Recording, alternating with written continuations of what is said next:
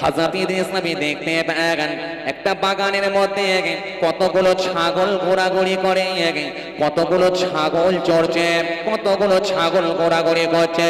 হযরতে আগত মেহমান বললেন, ও আল্লাহর নবী ইদ্রিস নবী, আপনি একবার হুকুম দেন, আপনি একবার অনুমতি দেন। যদি আপনি অনুমতি দেন, এই বাগানের ভেতর থেকে একটা ছাগলকে আমি ধরে নিয়ে আসবো, এখনই জবাহ করে দেব, জবাহ করে রান্না করে কষে ভালো করে রান্না করে দুজনই পেট ভরে খাবো, দুজনের খোদা জ্বালা যন্ত্রণা নিবারণ করব। হযরত ইদ্রিস আলাইহিস সালামের নাম শুনেছেন? ইদ্রিস নবী নাম শুনেছেন? একটু কথা বলেন, নাম শুনেছেন? ইদ্রিস আলাইহিস সালাম, ইদ্রিস আলাইহিস সালাম, হযরত ইদ্রিস আলাইহিস সালাম তাফসীরের মধ্যে পড়ছিলাম, তিনি একটা খুব বড় মাপের নবী ছিলেন, জানেন? সমস্ত নবীরাই আল্লাহর কাছে খুব বড় মাপের নবী, তো ইদ্রিস নবীও তার মধ্যে খুব একটা, তিনিও তাদের ভেতরে খুব বড় মাপের নবী ছিলেন। ইদ্রিস আসলামকে আল্লাহ কি পাওয়ার দিয়েছিল জানেন? আল্লাহু আকবার। তিনি বেশিরভাগ দিনেই সিয়াম পালন করতেন, রোজা রেখে কাটিয়ে দিতেন। আর হযরত ইদ্রিস আসলাম যখন পৃথিবীর জমিনে বসে বসে আফতার করতেন, এই আফতারটা দুনিয়ার কোনো খানা, দুনিয়ার কোনো খাবার, দুনিয়ার কোনো ফল দিয়ে আফতার করতেন না। তিনি আল্লাহর জান্নাত থেকে তিনার জন্য আফতার আসতো, সেই আফতার দিয়ে তিনি আফতারি করতেন। ছোটে বলবেন না? আর একটু খুশি মনে হবে না? জান্নাতের খাবার দিয়ে তিনি আফতার করতেন। হযরত ইদ্রিস আসলাম খুব বড় মাপের নবী ছিলেন। আল্লাহু আকবার। হযরত ইদ্রিস আসলাম আসন্ন মাগরিব এমত অবস্থায় বসে বসে জিকির করছেন।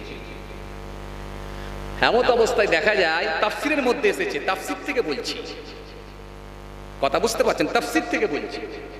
কোরআনে কারীম কিছু কম বেশি প্রায় 25টা নবীর কথা আল্লাহ কোরআনের মধ্যে ঘোষণা দিয়েছেন।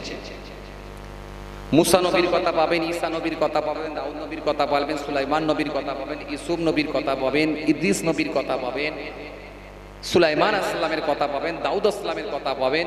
এইভাবে 25টা নবীর কথা আল্লাহ কোরআনের মধ্যে ঘোষণা দিয়েছেন।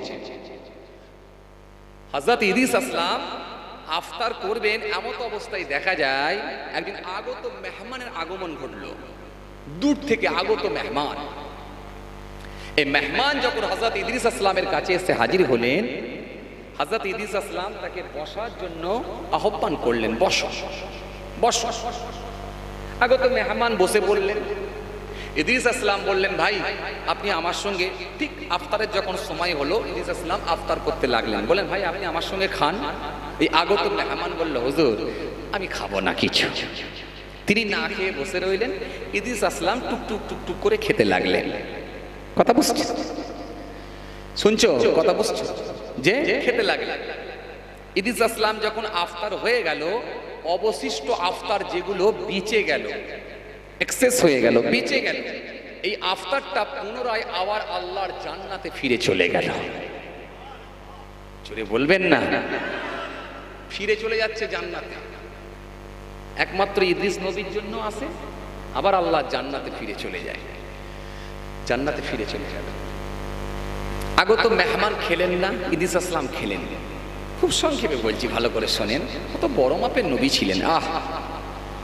সেই ইদ্রিস আসলাম রাতে ওই আগত মেহমান বললেন, হুজুর বিয়াদবি নেবেন না, আমি আপনার দরবারে থাকতে চাই। হুজুর বললেন, কোনো সমস্যা নেই, তুমি আমার হুজরার মধ্যে অবস্থান করো, হুজরার মধ্যে থাকো। হুজরার মধ্যে থাকার জন্য হুজুর বলে দিলেন। আগত মেহমান থাকলেন। রাতে হুজুর কিছু খাবারের ব্যবস্থা করলেন। আগত মেহমান বলে, হুজুর আমি কিছু খাবো না। খেলেন না, রাত্রেও খেলেন না, সন্ধ্যায় খেলেন না, রাত্রেও খেলেন না। পরদিন সকালে হযরত ইদ্রিস আসলাম কিছু খাবার নিয়ে এলেন, নিয়ে এসে বললেন খান। আগত মেহমান বলে, হুজুর আমি কিছু খাবো না। পরদিন সকালেও তিনি কিছু খেলেন না। ইদ্রিস আসলাম অবাক হলেন, গতকালকে সন্ধ্যায় খেলেন না, রাত্রে খেলেন না, আজকে সকালে খেলেন না, কি ব্যাপার? লোকটি ভোকা অবস্থায় থাকে, ব্যাপারটা কি? আগত মেহমান বলছে, হুজুর বেয়াদবি নেবেন না, একটা কথা বলবো। বলে কি বলুন? বলে আপনি যদি অনুমতি দিতেন তাহলে একটু সফরে বেরোতাম, একটু ভ্রমণে বেরোতাম। কেন কোরআন ঘোষণা দিয়েছে, কুল সিরু ফিল আরদি সুম্মা নজুরু কাইফা কানা আকিবাতুল মুকাজ্জিবিন। মাঝে মাঝে তোমরা আল্লাহর নিদর্শনগুলো দেখো, সাহের ঘোরো। তো হুজুর আপনি যদি অনুমতি দেন তাহলে আপনার সঙ্গে একটু ভ্রমণে সফরে বেরোতাম। আগত মেহমান বলছেন হুজুর একটু সফরে বেরোতাম। আল্লাহ নবী ইদ্রিস নবী বলেন চলো তাহলে যাই, ঘুরে আসি, চলো। সফরে বেরোলেন, আল্লাহর নিদর্শনগুলো দেখবেন বলে বেরোলেন। কথা বুঝছেন? ও ভাই যায়রা, জওয়ান জামাকেরা, ও আমার মুরব্বিয়ানেরা, শুনে গেলেন বাবা, হযরত ইদ্রিস নবী আগে আগে যান, আগত মেহমান পেছনে পেছনে যান। হযরত ইদ্রিস নবী আরো যান, আগে আগে যান, আগত মেহমান পেছনে পেছনে যান। হযরত ইদ্রিস নবী আরো যান, আরো যান, আরো যান। বেশ কিছু দূর যাওয়ার পরে একটা ক্ষেত দেখা গেল, জমি দেখা গেল। ওই জমিতে কিছু ফসল হয়েছে। আগত মেহমান বললেন হুজুর আপনি যদি অনুমতি দেন ওই জমি থেকে কিছু ফসল তুলে নিয়ে আসবো। নিয়েছেন হুজুর, আপনিও খাবেন আমিও খাবো, দুজনের ভোকা ক্ষুধাটা নিবারণ করব। হুজুর আপনি যদি অনুমতি দেন কিছুটা খাবার নিয়ে আসবো, নিয়ে এসে দুজনের ভোকাটা ক্ষুধাটাকে নিবারণ করবো। হুজুর আপনি যদি অনুমতি দেন তাহলে কিছু ফসল তুলে নিয়ে আসি, খাই, হুকুম দেন হুজুর। ও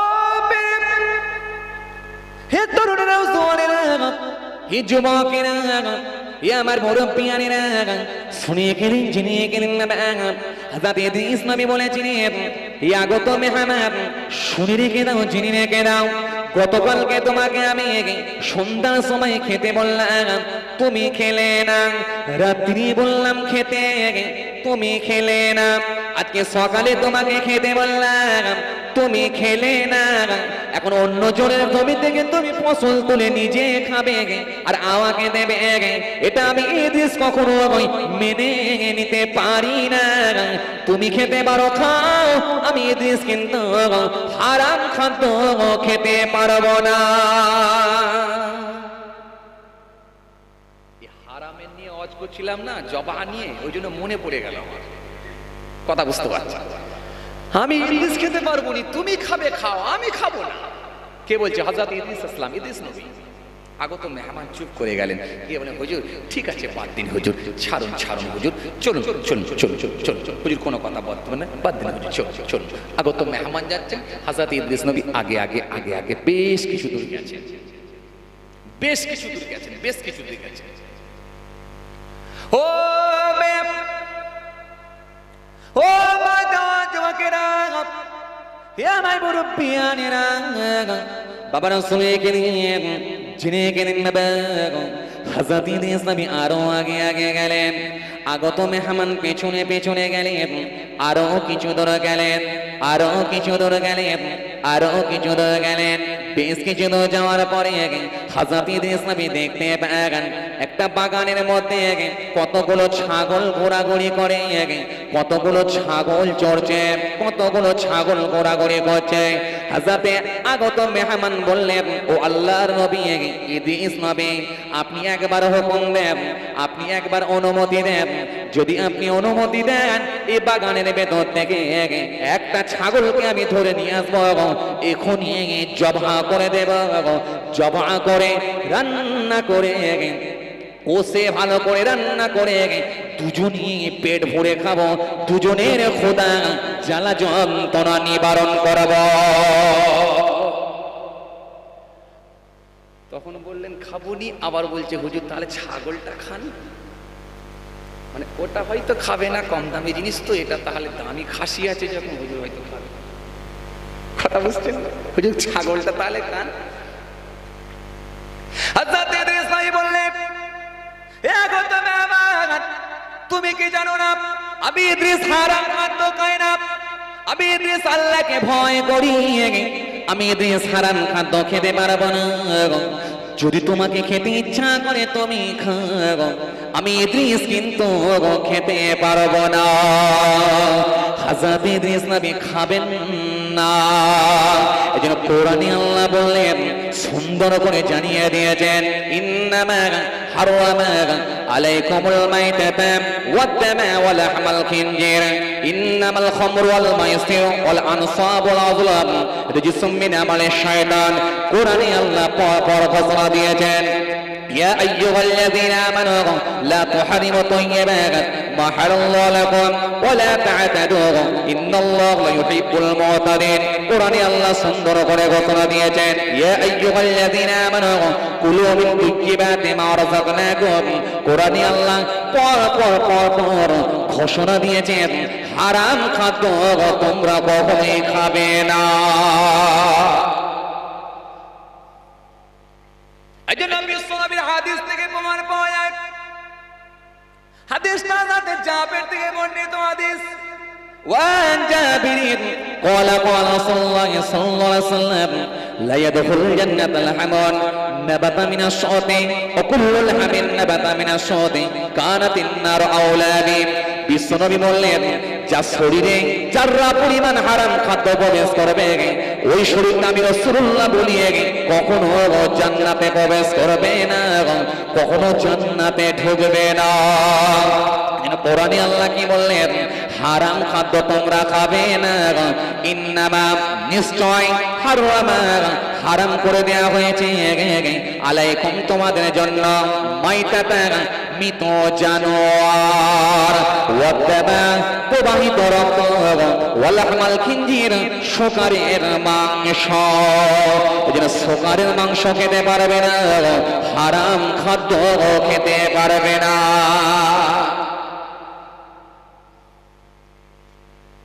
একদিন খ্রিস্টান ধর্মযাজক, খ্রিস্টানদের ধর্মগুরু পাদ্রী সাহেব, খ্রিস্টান ধর্মগুরু খ্রিস্টান যাজককে জিজ্ঞাসা করা হলো, স্যার এক্সকিউজ মি, দয়া করে শুনবেন স্যার, স্যার মুসলমানরা শুকর খায় না কেন? মুসলমানরা শুকরের মাংস খায় না কেন? আমরা খাই, ওরা খায় না কেন স্যার? খ্রিস্টান ধর্মগুরু পাদ্রী সাহেবকে জিজ্ঞাসা করা হচ্ছে, স্যার শুকরের মাংসটা ওরা খায় না কেন?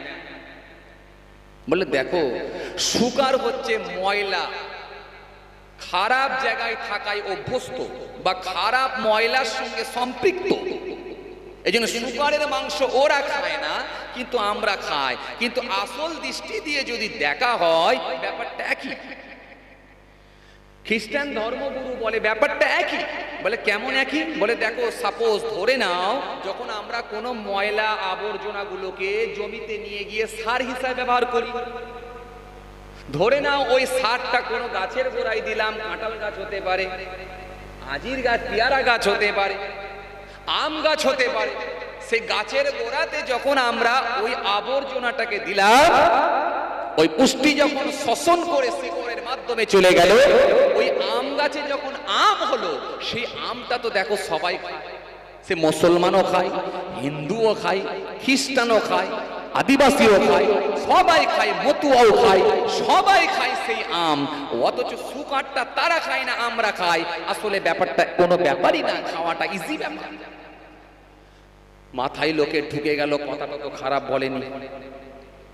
ময়লা আবর্জনার সঙ্গে সম্পৃক্ত হওয়ার কারণে যদি শুকর তারা যদি না খায়, তাহলে আম কেন খায়, কাঁঠাল কেন খায়, এটা কেন খেতে পারে? কথা তো ঠিকই বলেছে, মাথায় লেগে গেল। কথা বুঝতে আসলে আপনার বোঝা দরকার ছিল,